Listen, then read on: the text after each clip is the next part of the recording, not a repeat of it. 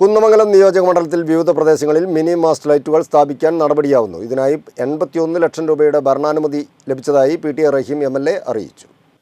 കുന്നമംഗലം നിയോജകമണ്ഡലത്തിലെ വിവിധ കേന്ദ്രങ്ങളിൽ mini mast ലൈറ്റുകൾ സ്ഥാപിക്കുന്നതിന് 81 ലക്ഷം രൂപയുടെ ഭരണാനുമതിയാണ് ലഭ്യമായത്.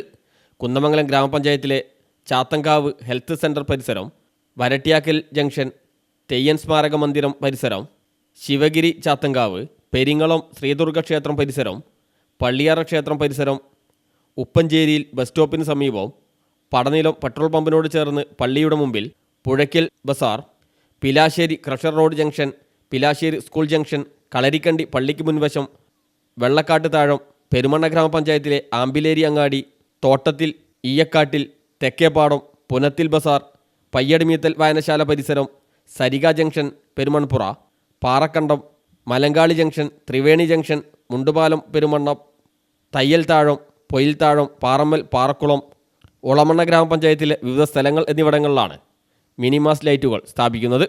News bureau, Mavoor.